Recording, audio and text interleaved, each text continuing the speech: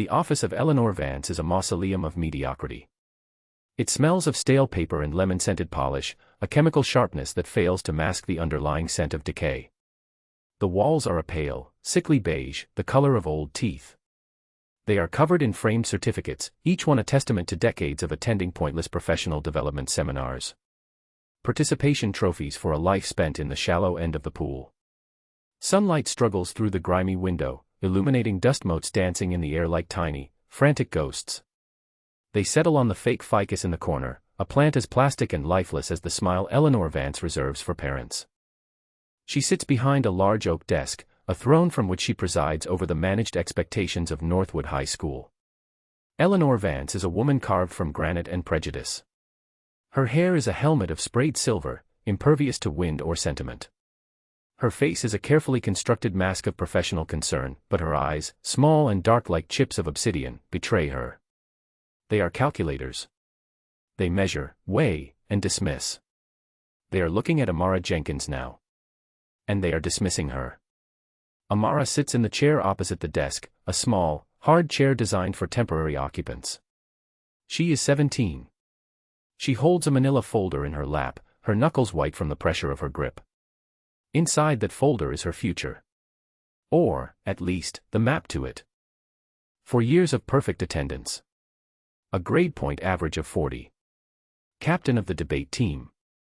Volunteer at the local library. Page after page of carefully crafted essays, dreams distilled into 500-word blocks.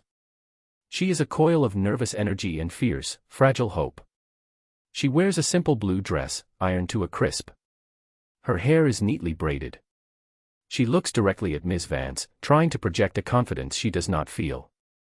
The air conditioner hums, a monotonous drone that seems to absorb all the sound in the room. Ms. Vance finally picks up Amara's academic file, her fingers touching it as if it were something unclean. She flips through it with a bored sigh, her painted red nails clicking against the paper. Click. Click. Click. The sound of a future being judged. Well, Amara, she says, her voice a dry rustle of leaves. She does not look up. You've certainly been diligent.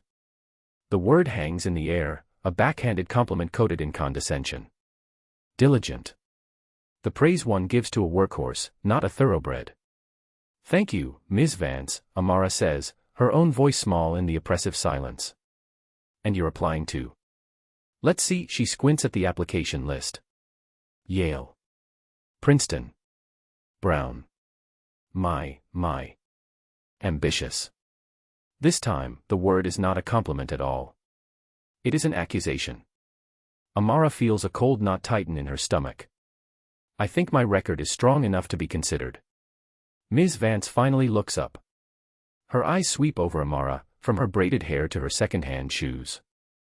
It is a slow, methodical appraisal, an inventory of perceived deficiencies.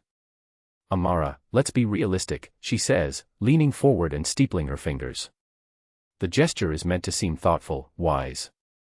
It feels like a cage being built. These schools are. Well, they are for a certain type of student. A student with a 40. Amara asks, a spark of defiance in her tone. It's more than just grades, dear, Ms. Vance says, her smile thin and sharp. It's about fit. It's about legacy. It's about a background that prepares one for that kind of environment. The unspoken words scream in the space between them. A background that isn't yours. Amara's grip on her folder tightens. I believe I can fit in anywhere. Ms. Vance lets out a small, pitying laugh. It is a terrible sound. Of course you do. But the world is a difficult place. My job is to prepare you for the real world, not a fantasy. She closes Amara's file. The sound is a gunshot of finality. She reaches into a drawer and pulls out a set of glossy brochures. She slides them across the polished surface of the desk. The brochures are for Northwood Community College. For the Middleton Vocational Institute. On the covers, smiling students in uniform solder wires and style hair. Now, these, Ms. Vance says, her voice suddenly warm, encouraging. These are excellent opportunities. Practical. Attainable. Amara stares at the brochures. The smiling faces seem to mock her. The knot in her stomach turns to ice. You could be a wonderful administrative assistant, Ms. Vance continues, her voice a syrupy poison. Or a cosmetologist. Those are very stable, respectable careers. For people like you. There it is again. That phrase. People like you. I don't want to be a cosmetologist, Amara says, her voice trembling slightly. I want to study educational policy. I want to change the system. Ms. Vance's smile vanishes. The mask is off. The raw, unfiltered prejudice is now laid bare. Change the system, she scoffs. You can't even get into the system, child. You need to understand your place. Some people are born to lead, and some are born to follow. Or, in your case, to serve. The cruelty is breathtaking. It is casual, confident, absolute. Amara feels tears welling in her eyes, hot and sharp. She blinks them back furiously. She will not cry. Not in front of this woman. My grades, she begins, but Ms. Vance cuts her off. Your grades are an anomaly. A credit to your hard work, certainly. But they don't change the facts of life. She leans back in her chair, a queen surveying her miserable kingdom. I will write your recommendation, of course. I will be realistic. I will emphasize your strengths in a way that aligns with a more suitable path. Amara understands. A lukewarm recommendation. A letter filled with damningly faint praise that will be a poison pill in her applications. It is sabotage dressed as guidance. Thank you for your time, Ms. Vance, Amara says, her voice a flat, dead thing. She stands up, her legs unsteady. She takes her folder of dreams, which now feels heavy as a tombstone. She does not take the brochures. She leaves them on the desk, a silent act of rebellion. As she walks out of the office, she hears Ms. Vance's voice one last time, already on the phone, her tone light and dismissive. Yes, just finishing up with a student. No, nothing important. The door clicks shut behind her, and in the empty, echoing hallway of Northwood High, Amara Jenkins makes a silent promise. This is not the end. This is the beginning. The weeks that follow are a slow, grinding torment. Amara submits her applications, her heart a leaden weight in her chest. She knows the recommendation letter from her school counselor is a crucial piece of the puzzle. She also knows the letter Eleanor Vance has written for her is a lie wrapped in the veneer of professionalism. Mrs. Davis, Amara's English teacher, tries to help. She is a kind woman with tired eyes and a fierce belief in her students.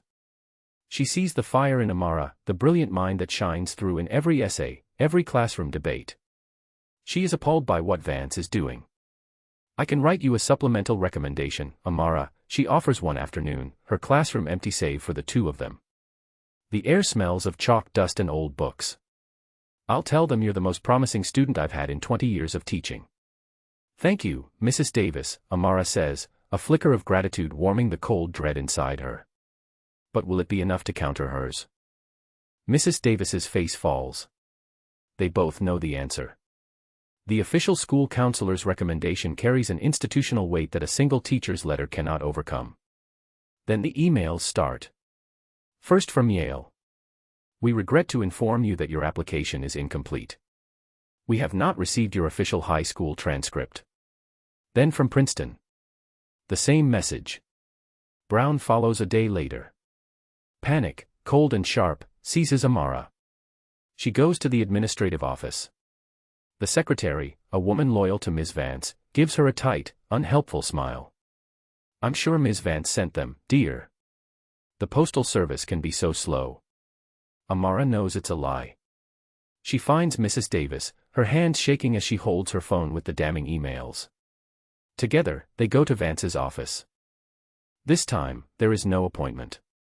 They walk right in. Ms. Vance is on the phone, discussing catering options for the senior prom. She looks up, annoyed at the intrusion. This is not a good time, she says, her eyes narrowing. You didn't send Amara's transcripts, Mrs. Davis says, her voice trembling with barely suppressed rage. You are deliberately sabotaging her. Vance hangs up the phone. She slowly swivels in her chair to face them. Her expression is one of pure, unadulterated contempt. I am very busy, Jennifer, she says, using Mrs. Davis's first name as a weapon. I have 200 graduating seniors to manage. Sometimes, things get overlooked. A simple clerical error. 3 times. Amara asks, her voice quiet but strong. A clerical error for all 3 of my top schools. Perhaps you should have aimed lower, Vance replies, a cruel smirk playing on her lips. Then it wouldn't be such a tragedy. Send the transcripts, Eleanor, Mrs. Davis demands. Send them now. We'll wait.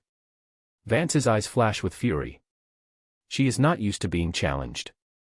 Not by a mere English teacher. She stands up, her small frame radiating an astonishing amount of menace. You are overstepping, she hisses at Mrs. Davis. Then she turns her venom on Amara. And you? You are becoming aggressive. Insubordinate. I could write a disciplinary report. I could note your hostile attitude in your permanent record. How do you think that would look to an admissions committee? The threat is vile. It is a nuclear option. A disciplinary report, even a baseless one, would be the end of everything. It would validate every racist assumption an admissions officer might harbor. Mrs. Davis looks defeated. She has no power here. Vance holds all the cards. Amara feels a strange calm settle over her. The fear is gone, burned away by a white-hot rage. This is no longer about college. This is about a fundamental injustice, a poison that has been allowed to fester in the heart of this school for years. She looks directly into Eleanor Vance's cold, dead eyes. This is the moment. The line that can never be uncrossed. Vance seems to sense the shift. She decides to press her advantage, to crush this last flicker of defiance. You're a smart girl, for your background, she says, her voice dropping to a conspiratorial whisper, as if sharing a secret truth. But you're reaching for a world that isn't meant for you. That world will chew you up and spit you out. You should focus on what's achievable.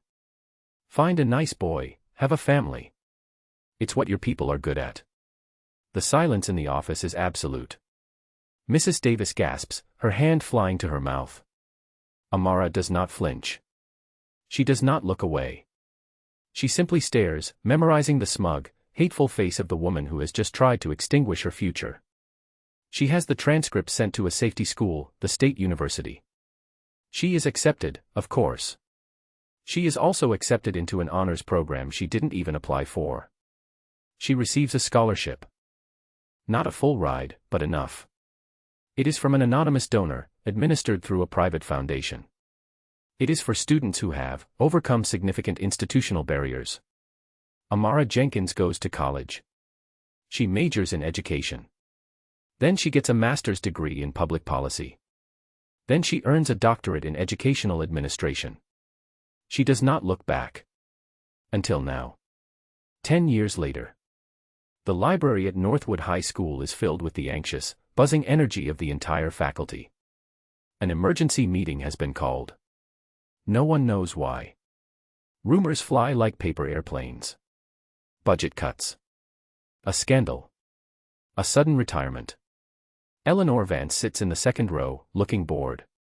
She has seen it all before. Principals come and go. Superintendents rise and fall. But she remains. She is tenure. She is institutional memory. She is permanent. She files her nails, occasionally glancing up at the nervous superintendent, Mr. Miller, who is pacing at the front of the room. He looks pale, sweaty. Good, she thinks. A little fear keeps them manageable. The doors to the library swing open. Superintendent Miller clears his throat, the sound unnaturally loud in the tense silence. Good morning, everyone, he begins, his voice strained. As you may have heard, Principal Thompson has been reassigned to the district office, effective immediately. A murmur ripples through the crowd. Reassigned is a corporate euphemism for fired.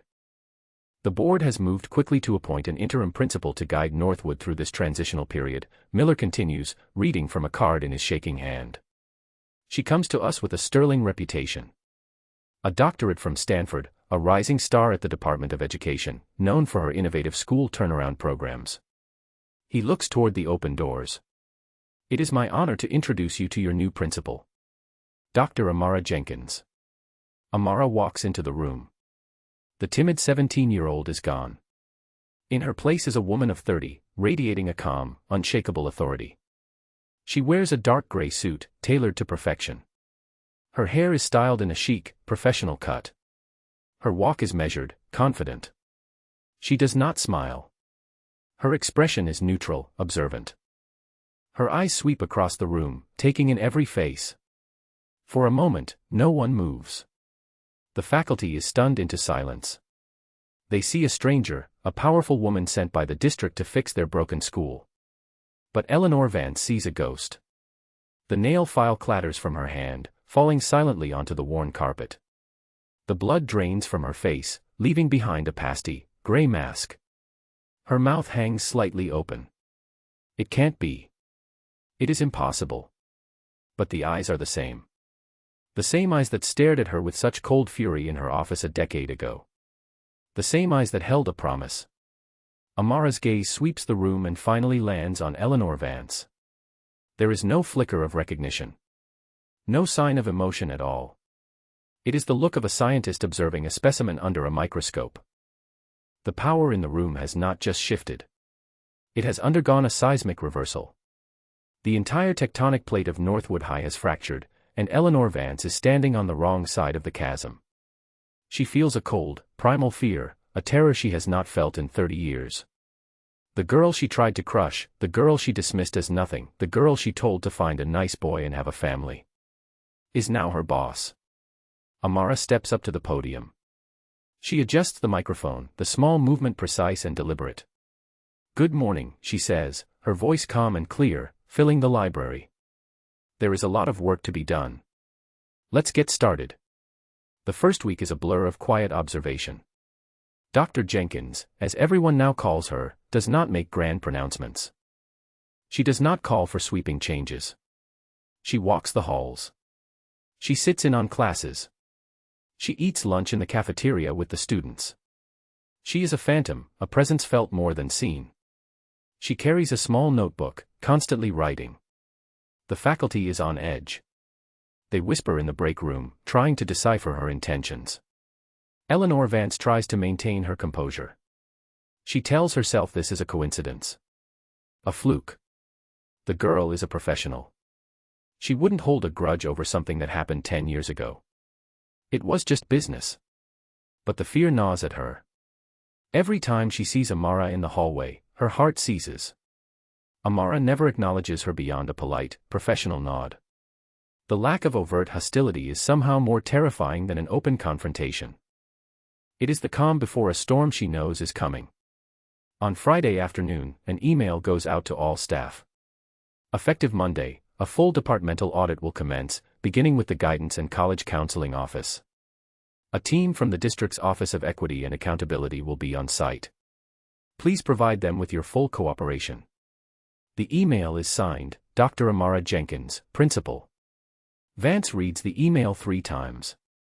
Her hands are shaking so badly she can barely hold her mouse. This is it. The auditors arrive on Monday morning. They are not the usual shuffling bureaucrats Vance is used to. They are a team of 3 sharp, focused analysts, 2 men and a woman, led by a stern-faced man named Marcus Thorne. They carry laptops and hard drives. They don't smile. They set up in the conference room adjacent to Vance's office. "We will require all student files, digital and physical, for the past 15 years, Thorne says to Vance, his voice flat and devoid of warmth. "We will also need all records of scholarship applications, college acceptance data, and copies of all recommendation letters sent from this office." That's a lot of material, Vance stammers. "It will take weeks to compile." "We have all the time we need," Thorne replies, his eyes like steel. "And we will also require access to your email archives." The blood in Vance's veins turns to ice. Her emails. 15 years of emails. The casual, coded language. The dismissive comments. The jokes. She feels a wave of nausea. For 2 weeks, the auditors work. They are silent, methodical machines. They download terabytes of data. They scan thousands of pages of documents. The rhythmic hum of the scanner becomes the soundtrack to Vance's waking nightmare. She tries to go about her work, advising students on their futures. But the words feel hollow in her mouth. The students look at her differently. The whispers have started. Everyone knows her department is under the microscope. Everyone knows who put it there. Other staff members, people who have smiled at her for years, now avoid her gaze in the hallway. They sense the shift in the wind. They are distancing themselves from the coming wreckage. One afternoon, Jennifer Davis, Mrs. Davis, walks past Vance's office. She pauses at the door. She looks at Vance, sitting amidst her boxes of files, looking small and old and terrified. Mrs. Davis's expression is not one of triumph. It is one of profound, weary sadness. She says nothing. She just shakes her head slowly and walks away. That look is worse than any accusation. The audit unearths a rot that runs deeper than anyone imagined. The data, when compiled into spreadsheets and charts, does not just suggest bias. It screams it. It is a clear, undeniable pattern of educational malpractice. Black and Latino students with high GPAs were overwhelmingly steered towards two-year colleges and vocational programs. Their files are filled with generic, unenthusiastic recommendation letters. White students with significantly lower grades were encouraged to apply to four-year universities, their letters filled with glowing praise about their potential and character. Scholarship opportunities were not shared equitably. Prestigious, merit-based awards were almost exclusively promoted to a select group of students, while information about need-based aid was buried or lost. The auditors find emails from Vance to colleagues in other districts, complaining about pushy minority parents. They find emails where she uses coded, racist language to describe students. It is a comprehensive portrait of a gatekeeper who used her power not to open doors, but to bolt them shut. At the end of the third week, Amara summons Eleanor Vance to her office. The principal's office. The room has been transformed. The dark, heavy furniture of the old principal is gone. The walls are painted a warm, bright white. On one wall is a large corkboard covered in photographs of smiling students. On another, a large whiteboard is filled with plans and initiatives. The room is filled with light and energy. It is a place of hope. Amara sits behind a simple, modern desk. She is not wearing her suit jacket. She looks calm, almost serene. Vance enters, her body rigid with tension. She feels like a condemned prisoner walking the final mile. "Please, have a seat, Eleanor," Amara says, her voice gentle. The use of her first name is a deliberate, calculated blow. It strips away the last vestiges of her professional title, of her authority. Vance sits. The chair is comfortable, not like the hard plastic ones in her own office. On the desk between them is a single, thick binder. The cover reads, Northwood High School Guidance Department Audit, Preliminary Findings. Amara does not open it. "I've been thinking about our conversation," Amara says, her voice quiet, conversational. "The one we had in your office 10 years ago." Vance flinches. I don't recall." "Oh, I think you do," Amara continues, her eyes locking onto Vance's. "You told me to be realistic. You told me to understand my place. You advised me to find a nice boy and have a family." Each remembered phrase is a perfectly aimed dart. "I was just trying to give you practical advice," Vance whispers, her voice hoarse. "I was trying to protect you from disappointment." "Protect me?" Amara lets out a short, sharp laugh, devoid of humor. "You weren't protecting me. You were trying to break me. You looked at a 17-year-old girl who had done everything right, who had worked her heart out, and you decided her dreams were inconvenient. You decided she was reaching for a world that wasn't meant for her." Amara leans forward. The gentle demeanor is gone. Now, her voice is cold, hard steel. "You didn't know anything about me, Eleanor. You didn't know that my father worked 2 jobs so I could have books to read. You didn't know my mother stayed up with me every night while I did my homework. You didn't know about the anonymous scholarship I received from a man who had never met me, but who believed in the potential you tried so hard to extinguish." Vance begins to tremble. "This is a vendetta. You came back here to destroy me." "You are giving yourself far too much credit," Amara says, her voice cutting. "I didn't come back for you. You are a symptom, Eleanor. A symptom of a sickness that infects schools like this all over the country. A belief that some children are worth more than others. I came back to cure the disease. She finally opens the binder. She turns it around so Vance can see. It is a chart. A line graph showing the college acceptance rates for minority students at Northwood High for the last 15 years. The line is a flat, pathetic thing, hugging the bottom of the graph. This is your legacy, Eleanor, Amara says, her voice dropping to a whisper. Hundreds of children. Hundreds of futures you redirected, diminished, and denied. All because you couldn't stand the thought of someone like me succeeding. Vance's carefully constructed composure shatters. Her face contorts into a mask of rage and self-pity. You can't do this, she shrieks, her voice cracking. I have tenure. I have connections. I will go to the union. I will sue you. I will sue the district. You think you're so powerful now, with your fancy degree and your big office, but you're still just that same little girl from the wrong side of the tracks. Amara listens to the tirade, her expression unchanging. She lets Vance scream herself hoarse. When the older woman is finally done, gasping for breath, her face blotchy and red, Amara speaks again, her voice as calm as a frozen lake. The school board is holding a special public session on Tuesday night, she says. The audit findings will be presented. You are, of course, invited to attend. She closes the binder. You are dismissed. The auditorium is packed. Every seat is filled. Parents, teachers, students, alumni. They stand in the aisles and line the back wall. The local news has sent 3 camera crews. The air is thick with anticipation and anger. Eleanor Vance sits in the front row, flanked by a stone-faced union representative. She has spent the last few days convincing herself she can weather this storm. She is a victim of a personal vendetta. The data is flawed, taken out of context. She will be vindicated. But the seed of terror planted in Amara's office has taken root and grown into a suffocating vine. The members of the school board sit on the stage, their faces grim. Superintendent Miller looks like he is about to be physically ill. Amara walks to the podium. She is the picture of calm authority. She does not present the data with anger or accusation. She presents it with the cold, irrefutable clarity of a scientist revealing a discovery. She puts up the charts. The graphs. The stark, damning numbers that show a 15-year pattern of systemic discrimination. She reads, without emotion, excerpts from Vance's emails. The coded language. The casual cruelty. A wave of outrage builds in the room. Murmurs turn to shouts. Parents stand up, demanding answers. Vance shrinks in her seat. The union rep puts a hand on her arm, but it offers no comfort. She feels hundreds of eyes on her, burning with contempt.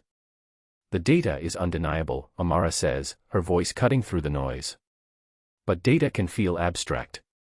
It's important to remember that behind every one of these numbers is a child. A child with dreams. A child who was failed by the very person hired to guide them. She pauses, letting the weight of her words settle. But the audit found something else. Something that goes beyond professional malpractice into the realm of profound moral corruption. She gestures to a large screen behind her. It flickers to life. For the past 15 years, a private foundation has offered a full-ride, 4-year scholarship to an Ivy League university, exclusively for the top-performing graduating senior of Northwood High. It is called the Croft Opportunity Scholarship. The sole point of contact for this scholarship, the gatekeeper of this life-changing opportunity, was the head of the guidance department. A collective gasp goes through the auditorium. No one has ever heard of this scholarship. In the 15 years this scholarship has existed, Amara continues, her voice ringing with power, it was awarded only 3 times. In the other 12 years, the foundation was informed that Northwood High had no qualifying candidates. She puts up another slide. It is a list of 12 names. The names of the valedictorians and salutatorians for those 12 years. Next to each name is a photograph from their yearbook. They are all Black or Latino. The room erupts. The sound is a roar of pure fury. Eleanor Vance looks at the screen, at the faces of the children whose futures she stole, and for the first time, the reality of what she has done seems to crash down on her. And one of those years, Amara says, her voice now barely above a whisper, "The year I graduated.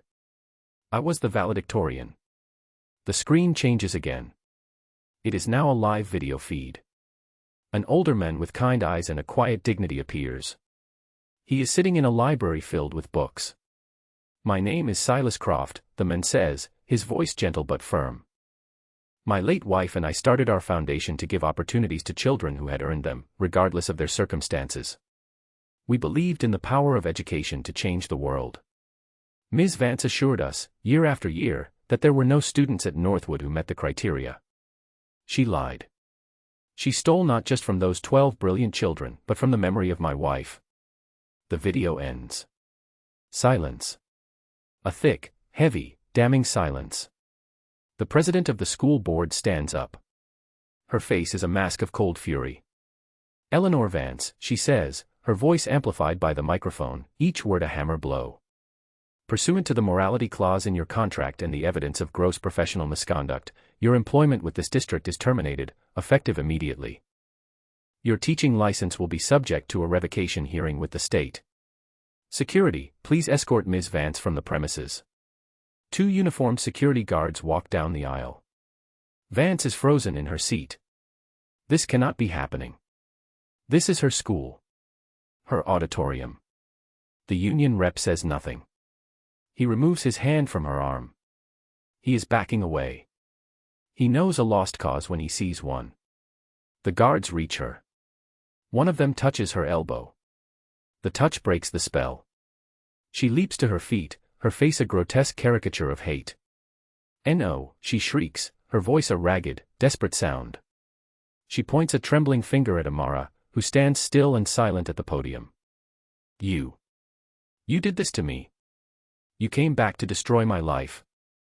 Amara steps forward. She leans into the microphone, her voice calm and clear, carrying to every corner of the suddenly silent room. "No, Ms. Vance," she says. "You did this to yourself. I just turned on the lights." The fallout is swift and brutal. Eleanor Vance's ruin is total. The state revokes her teaching and administration licenses permanently, citing a pattern of moral turpitude and willful harm to minors. The teachers' union, facing a public relations nightmare, quietly withdraws its support, leaving her to face the legal onslaught alone. The school district sues her to recoup the costs of the audit and the inevitable settlements. More than 24 former students, identified through the audit, join a class action lawsuit. They are represented pro bono by a team of lawyers assembled by Silas Croft's foundation. Vance is forced to sell her house to pay her legal fees. Her pension is seized. She is disgraced, a pariah in the community she once ruled. The local paper runs a front-page story with her picture next to the headline, "The Gatekeeper of Hate." She ends up working as a cashier at a discount grocery store, her face pale and drawn, avoiding the eyes of former students and parents who recognize her. She is a ghost haunting the ruins of her own life. Superintendent Miller is forced into an early, ignominious retirement for his lack of oversight. Several other administrators who were complicit in Vance's reign are quietly reassigned to basements in the district office until they, too, resign. The rewards for the heroes are just as profound. Amara Jenkins is unanimously appointed the permanent principal of Northwood High by the school board. She is hailed as a visionary, a reformer. National news outlets pick up the story. She becomes a powerful voice for educational equity, a symbol of hope. Silas Croft, moved by Amara's courage, donates $10 million to Northwood High. The money is used to completely overhaul the guidance department, create a state-of-the-art college resource center, and establish a new, transparent scholarship fund named the Jenkins Croft Legacy Grant. He also personally contacts every one of the 12 students who were denied his scholarship. He offers to pay for their graduate degrees, to fund their business ventures, to help them in any way he can. He helps them reclaim a piece of the future that was stolen from them. And Jennifer Davis, the English teacher who stood by a frightened 17-year-old girl, is promoted by Amara to the position of vice principal. Together, they begin the long, difficult work of healing their school. The changes are not just cosmetic. They are foundational. Amara's audit methodology is adopted by the state and becomes a model for districts across the country. The Vance Rule is passed into state law, mandating that all scholarship opportunities be posted in a public, easily accessible online portal, ending the era of gatekeepers hiding opportunities in their desk drawers. Northwood High is transformed. It becomes a place where potential is nurtured, not judged. Where dreams are encouraged, not curtailed. Where every student is seen, valued, and believed in. The poison has been purged. The sickness is cured. 2 years later. The guidance office at Northwood High is unrecognizable. The sickly beige walls are gone, replaced by a vibrant blue. The fake ficus has been replaced by thriving, living plants. The air smells of fresh coffee and possibility. The walls are not covered in dusty certificates. They are covered in college pennants. Harvard. Stanford. Howard. MIT. State universities and community colleges. Military academies and trade schools. Every path is celebrated, every future honored. Amara Jenkins stands beside a young student, a freshman named Maya. Maya is clutching a folder, just as Amara once did. Her eyes are wide with a mixture of awe and apprehension. It's a lot, Maya says, looking at the wall of pennants. It is, Amara agrees, her voice warm. And you can go to any one of them. Or you can choose a different path entirely. What matters is that it's your choice. She leads Maya to her new favorite part of the office. It's a large digital display that cycles through photos of recent Northwood graduates, smiling in their college dorms, their military uniforms, their new job sites. It is a living testament to the school's new promise. I was scared to even come in here, Maya admits quietly. I heard stories about the old counselor. Amara looks at the young girl, and for a fleeting moment, she sees herself at 17, small and scared in a hard plastic chair. She kneels down slightly, so she is at eye level with Maya. Maya, she says, her voice soft but firm. Listen to me very carefully. Never let anyone else tell you what you are capable of. Never let them draw a box around your dreams. Your potential is not a conversation. It is a statement. You just have to decide how loudly you want to say it. Maya's nervous expression melts away, replaced by a look of dawning determination. She clutches her folder a little tighter, not with fear, but with purpose. Loud, Maya says. I want to say it very loud. Amara smiles. It is a genuine, radiant smile. I know you will, she says. Now, let's go talk to your new counselor. She's been waiting to meet you. She watches as Maya walks into an office where a kind, engaged counselor greets her with a warm welcome. The door is open. At Northwood High, the doors are always open now. Amara stands in the hallway, a silent guardian of this new, fragile ecosystem of hope. She knows the world is still a difficult place. She knows there are other Eleanor Vances out there, sitting behind other desks, wielding their small power like a weapon. But she also knows that prejudice withers in the light. She knows that arrogance is a brittle shield. And she knows, with a certainty that has been forged in fire, that the most powerful force in the universe is a dream that refuses to die. The school bell rings, and the hallway fills with the sound of students, a rushing river of life and laughter and boundless, brilliant potential. And Amara Jenkins, the girl they tried to erase, stands at the heart of it all, a lighthouse in the storm.